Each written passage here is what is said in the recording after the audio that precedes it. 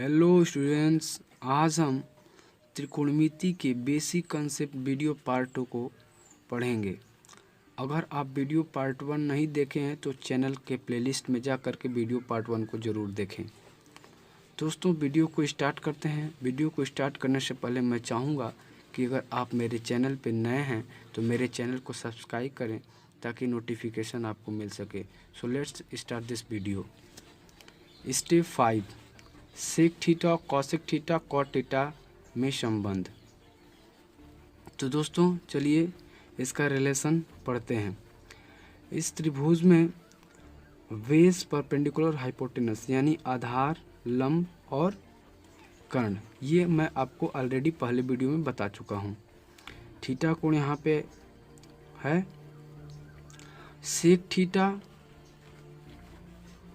Sec theta का भुजाओं के अनुपात में क्या फार्मूला बनता है?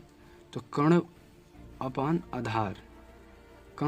आधार यानी कि AC अपान क्या? BC। AC अपान क्या हो जाएगा आपका?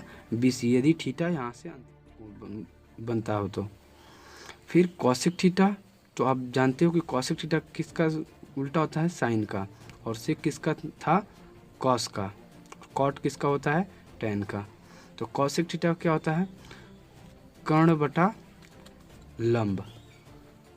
लंब होता है। तो कर्ण आपका क्या है? AC, लंब क्या हो जाएगा आपका? AB। तो AC अपान क्या हो जाएगा? AB। तो ये आपका हो जाएगा भुजाओं का अनुपात का सूत्र। फिर कॉट थीटा किसका उल्टा होता है? टेन का।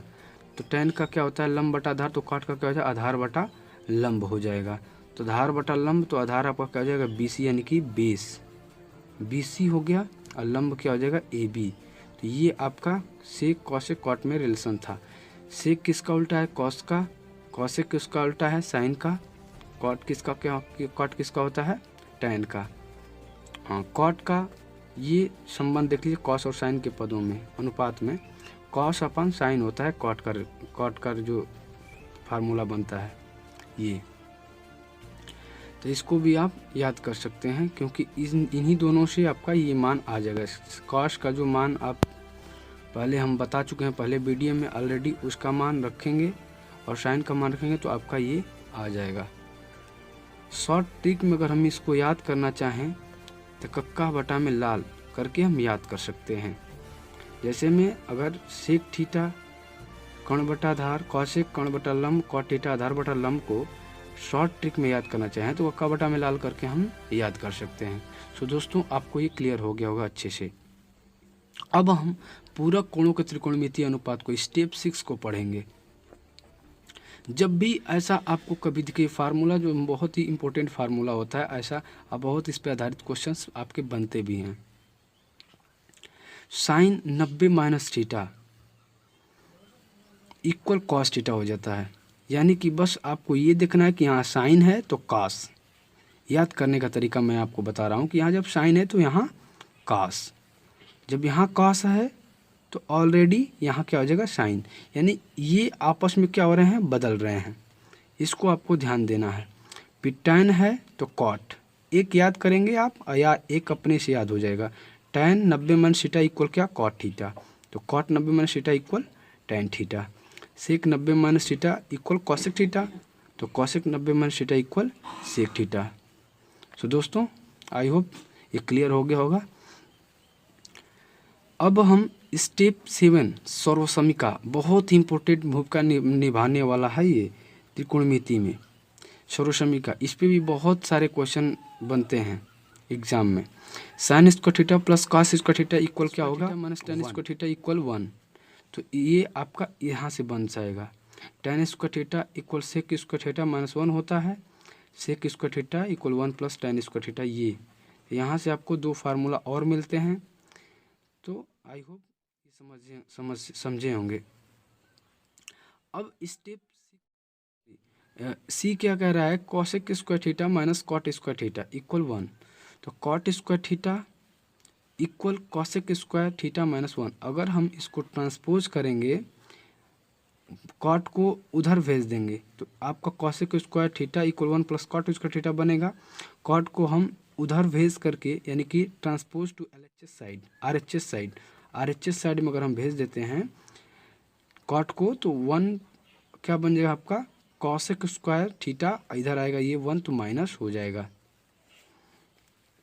तो आई होप आपको ये अच्छे से क्लियर हो गया होगा। अब दोस्तों हम स्टेप 8 को देखेंगे। कुछ फार्मूला हैं, कुछ इम्पोर्टेंट फार्मूला। साइन 2a का फार्मूला क्या होता है साइन और कॉस के पदों में, तो 2 sin a into cos A होता है। क्या होता है 2 sin a into cos A होता है। साइन 2a का tan के पदों में 2 tan a upon 1 plus tan square a होता है। cos 2a का फार्मूला क्या होता है cos square a minus sine square a। और भी एक फार्मूला होता है cos 2a का, देखिए यहाँ पे cos स्क्वायर a है तो cos स्क्वायर हो जाएगा, साइन स्क्वायर a बराबर, मैं यहाँ देखिए यहाँ 1 माइनस कॉस स्क्वायर थीटा लिखवाए थे, तो हम इसको यहाँ पे लिख लेंगे 1 माइनस कॉस स्क्वायर a, क्योंकि यहाँ a के पदों में थीटा की बात नहीं हो रही, a की बात हो रही है, तो एक कोण है तो यहाँ a लिखेंगे, तो यहाँ माइनस रहेगा, तो कॉस स्क्वायर a माइनस का जब इसमें मल्टीप्लाई करेंगे तो ब्रैकेट टूटेगा, तो -1 माइनस माइनस ये क्या हो जाएगा प्लस, और कॉस स्क्वायर a हो जाएगा। सो दोस्तों कॉस स्क्वायर a ऐड करेंगे तो क्या हो जाएगा 2 कॉस स्क्वायर a माइनस 1 हो जाएगा, यानी कि cos 2a का फार्मूला बन जाएगा आपका क्या 2 कॉस स्क्वायर a माइनस 1। वैसे ही एक और फार्मूला बनेगा cos 2a का। अब 2 कॉस स्क्वायर a माइनस 1 था यहाँ पे, तो 2 को हम क्या कर लेते हैं कॉमन कर लेते हैं, तो cos स्क्वायर a का फार्मूला अब यहाँ से दोस्तों 1 माइनस साइन स्क्वायर थीटा, तो हम 1 माइनस साइन स्क्वायर a लिख लेंगे, और ये इसमें नहीं है, ये बाहर है तो -1 हम बाहर लिखेंगे। अब 2 का इन दोनों में क्या करेंगे मल्टीप्लाई, 2 1 जा 2, और यहाँ पे मल्टीप्लाई करेंगे तो क्या हो जाएगा -2 साइन स्क्वायर a, ये ऑलरेडी -1 उतर जाएगा। अब 2 में से 1 सब्ट्रैक्ट होगा तो 1 बचेगा, तो 1 माइनस 2 साइन स्क्वायर a, यानी cos 2a का फार्मूला आपका ये बनेगा 1 minus 2 sine square a। cos 2a का फार्मूला tan के पदों में तो होता है दोस्तों 1 माइनस tan स्क्वायर a बटा में 1 प्लस tan स्क्वायर a। ये सब आप नोट डाउन कर लीजिएगा दोस्त। tan 2a equal 2 tan a upon 1 minus tan square a हो जाएगा आपका। tan 2a equal 2 tan a upon 1 minus tan square a हो जाएगा। अब हम बहुत ही इम्पोर्टेंट चीज़ को पढ़ने वाले हैं, जिसको कि हम लोग याद करते हैं, पढ़ते हैं, और याद करने का तरीका मैं आपको बताता हूँ। साइन कॉस टैन कॉसेक ठेक सेक कॉट ये थीटा है, और 0 degree 30 degree 45 degree 60 degree 90 degree, यहाँ तक आप हम लोग करेंगे आज।